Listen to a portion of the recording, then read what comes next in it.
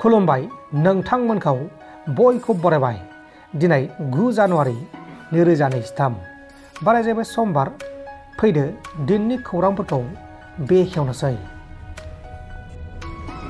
बड'लेण्ड जनजाति सुरक्षा मन्चनि दैदेनगिरि दावराव देख्रेब नार्जारि, बारग' एमएलए हितेश बसुमतारि आरो थिकादार गौतमनि नेहाथारि बिक्रम दैमारि बिथांमोनखौ क'क्राझार पुलिसा एरेस्ट खालामखांनायनि उनाव बिटिआरनि गायखुंगिरि प्रमद बर' बिथाङा बिजाथि फोरमायदों।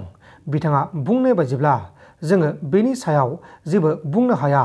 जोङो जोंनि बड'लेण्डआव आरोबाव असान्थि जानायखौ लुबैया। बेहाय सोरबा गोरोन्थि मावब्ला बिसोरो साजाखौ मोनखागोन होननानै खौरांगिरिफोरनि सिगाङाव रोखा बुंथिदों। आसामाव मोनसे गिख्रंथाव लामानि जाब्रबथाय जादों। बे गिख्रंथाव लामानि जाब्रबथायाव सानै सुबुङा जिउ गोमादों। आसामनि करिमगन्ज जिल्लानि सिङाव थानाय राताबारिनि हाजो ओनसोलाव पिकनिक जानो थाखाय थांबाय थानाय गंसे ट्राक गारिया हाजोनिफ्राय गोथौ हाखराव गोलैनानै सानै सुबुङा जिउ गोमादों आरो बे जाथायावनो गुबुन 11 सुबुङा गोब्राब जोखोम जादों आरो बिसोरो पिकनिक जानो थाखाय काटलि सेरायाव थांगासिनो दंमोन। बेहायनो बे जाथाया जादों। बे समाव जोखोम जानायफोरखौ फाहामसालियाव फाहामथाय होगासिनो दङ। बिटिआर ओनसोलनि सिङाव आसाम सोरखार आरो भारत सोरखारा कमतापुर रायजो सोरजिया, बेखौ माखासे सुबुंफोरासो ओरैनो बुंलाबायगासिनो दङ। जुदि कमतापुर रायजोखौ सोरजिनोब्ला बेंगलाव सोरजिथों, बेहाय जोंहा बुंनो गोनां जेबो बाथ्रा गैया। भारत सोरखारा माब्लाबो आसामनि माखासे बाहागोफोरखौ रायजो दानायनि बाथ्रा बुङाखै। बियो गोजावनाय खौरांसो होननानै बिटिआरनि गायखुंगिरि प्रमद बर' बिथाङा खौरांगिरिफोरनि सोंथि खालामनायाव रोखा बुंथिदों।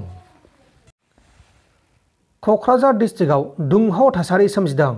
मिरु बनसु आफादा जेबो जाहोन गैयाबालासिनो बड'लेण्ड जनजाति सुरक्षा मन्चनि दैदेनगिरि दावराव देख्रेब नार्जारि, बारग' एमएलए हितेश बसुमतारि आरो थिकादार गौतमनि नेहाथारि बिक्रम दैमारि बिथांमोनखौ क'क्राझार पुलिसा एरेस्ट खालामनायखौ लानानै क'क्राझारनि डिसि अफिससिम गोख्रों खुद्रिसा होनाय डिसि अफिसनि गेजेरजों आसामनि chief minister doctor Himanta Biswa Sarma बिथांनिसिम गोसोखां बिलाइ गथायदों। बे हाबाफारियाव बनसु आफादजों लोगोसे गुबुन गुबुन आफाद गौथुमफोरा बाहागो लाफानानै गोख्रों खुद्रिसारफादों। बे हाबाफारियावनो डक्टर दिरानाथ बिथाङा बुंनाय बायदिब्ला, बिथांमोननि सायाव जेबो वारेन्ट गैया आरो दाय दं होननानैबो जेबो फोरमान गैयामोन। हरखाब बेबायदि न'खरनिफ्राय हरनि समाव एरेस्ट खालामनो हायामोन होननानै रोखा बुंथिदों।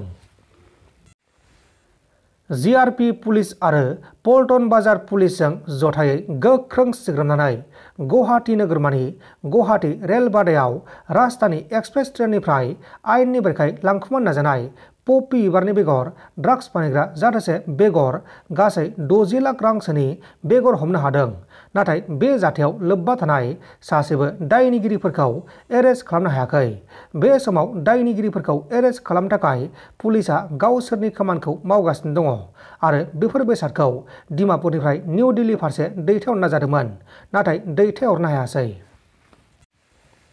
दिल्लीनि वाजिराबादाव सासे 27 बोसोर बैसोनि दुथां सुबुङा गावनि मोजां मोननाय आइजोनि असे फिसायखौ इनाय बुथारसे बुथारनानै अरजों सावनायनि जाहोनाव पुलिसजों एरेस्ट खालामजादों।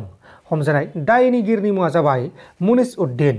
मुनिस उद्दिना गावनि लोगोनिनो बिसिखौ मोजां मोनोमोन आरो मुनिस उद्दिनजों गावनि लोगोनि बिसिजों सोमोन्दोबो दंमोन।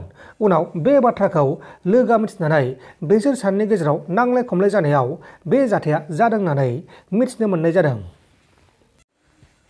गिथाव बाथाव ब्लास्ट जानानै सासे मानसिनि आखाइया बायहां बायहां जादों। उत्तर प्रदेश रायजोनि आमरहायाव सासे सुबुङा मबाइलजों फन रायलायबाय थानाय समाव बेनि मबाइला हरखाबै ब्लास्ट जानायाव बे मानसिनि आखाइया बायहां बायहां एबा गोब्राब जोखोम जादों। मबाइल ब्लास्ट जाजानाय मानसिनि मुङा जाबाय हिमांशु। हिमांशुआ बे मबाइलखौ थांनाय दानब्रै सिगां 16,000 राङाव बायदोंमोन आरो बे मबाइलनि मुङा जाबाय रियेलमि 8। लोगोसे बिथाङा बे बाथ्राखौ लानानै ससियेल मिडियानि गेजेराव फोसावनायबो जादों आरो बे बाथ्रानि सायाव कम्पानिनि सायाव आयेननि बायदि राहा लानो थाखाय भारत सोरखारखौ खावलायहरनाय जादों। पान्जाब रायजोनि आम आदमी पार्टीनि केबिनेट मन्थ्रि फौजा सिं सारारी बिथाङा पान्जाब केबिनेट मन्थ्रिनि बिबाननिफ्राय ओंखारनाय जाबाय। बिथाङा गावनि माखासे गावारि जेंनानि थाखाय गावनि बिबाननिफ्राय अदेबानि मन्थ्रि बिबाननिफ्राय ओंखारदों होननानै बिथाङा बुंदों। नोंथांमोन दासिमनि माखासे खौरांफोरा बेखिनिनोमोन। बेखिनिसिम नायनायनि थाखाय नोंथांमोननिसिम रोजा रोजा साबायखर। गोजोन्थों। एसेनोसै। जै बर' हारिनि।